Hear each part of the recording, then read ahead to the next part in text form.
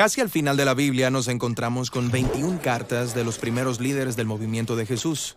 Fueron escritas a pequeñas comunidades de creyentes dispersos en diversas ciudades en todo el mundo romano. Ahora, escribir estas cartas tomaba mucho dinero y esfuerzo en el mundo antiguo. Así que cada carta fue preparada con mucho cuidado de principio a fin. Y eso quiere decir que debemos leerlas como una obra literaria completa. Entonces, hablemos acerca de cómo leer las cartas del Nuevo Testamento en su contexto literario. De todos los primeros líderes cristianos, el apóstol Pablo fue quien más cartas escribió. Tenemos 13 en el Nuevo Testamento. Me lo puedo imaginar en su estudio, escribiendo estos largos o extensos ensayos teológicos. Pero Pablo ni trabajaba ni escribía solo.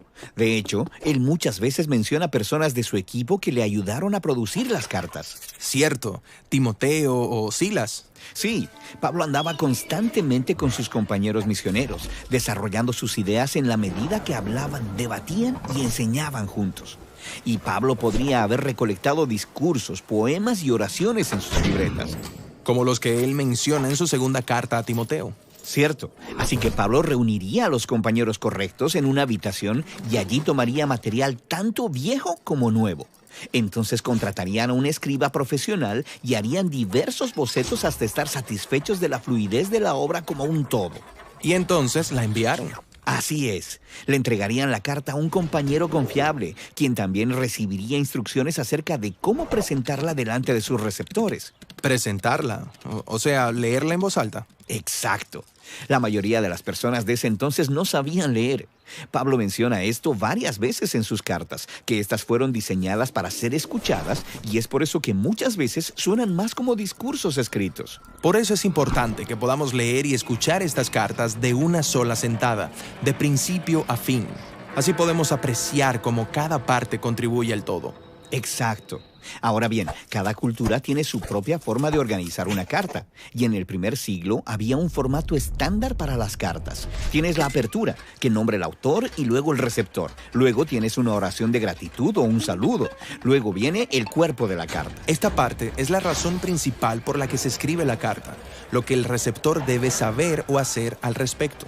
¿Cierto? Y entonces viene la conclusión, que pudiera tener ciertos saludos, planes de viaje, una última petición o una oración. Entonces, es útil ver cómo una carta del Nuevo Testamento puede dividirse en estas partes. Exacto. Así que tomemos como ejemplo la carta a los Efesios. Cierto, aquí tenemos la apertura y luego una larga oración de acción de gracias a Dios. Y en el centro de la oración de apertura, Pablo introduce la idea principal de toda la carta. Se trata del plan de Dios para unir todas las cosas en el cielo y en la tierra en Jesús el Mesías. Pero, ¿qué significa eso? Pues al pasar al cuerpo de la carta, Pablo va a repetir y a desarrollar esta rica idea. Cierto, pero en el cuerpo de la carta es fácil perderse y perder el hilo de lo que Pablo está hablando. Totalmente. La carta a los Efesios tiene alrededor de 3,000 palabras. Y eso es una corta al compararla con las otras cartas. Pero recuerda, Pablo escribió estas cartas para que se leyeran en voz alta. Así que él usualmente daba claves de la progresión del pensamiento mediante palabras de transición como por tanto, o por esta razón, o entonces.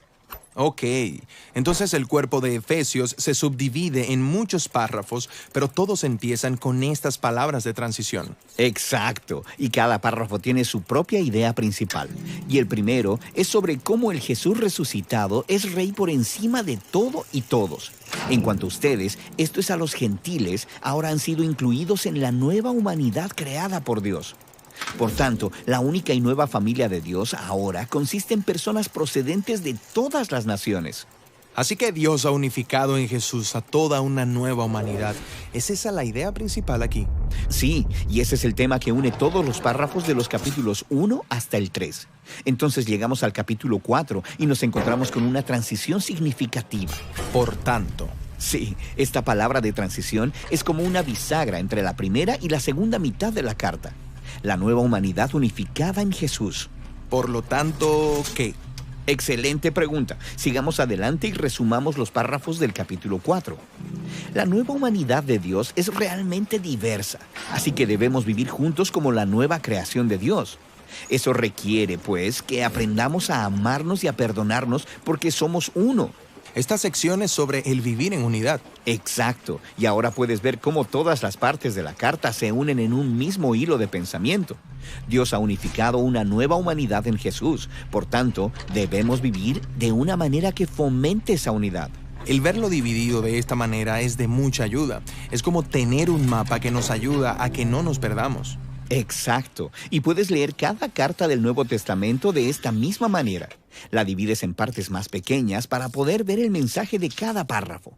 Y entonces puedes rastrear ideas repetidas y palabras de transición para ver cómo se conectan unas con otras. Entonces podrás ver cómo los apóstoles combinaron de manera brillante las diversas piezas en un todo literario que le habló a los primeros seguidores de Jesús y que puede hablarnos a nosotros hoy en día.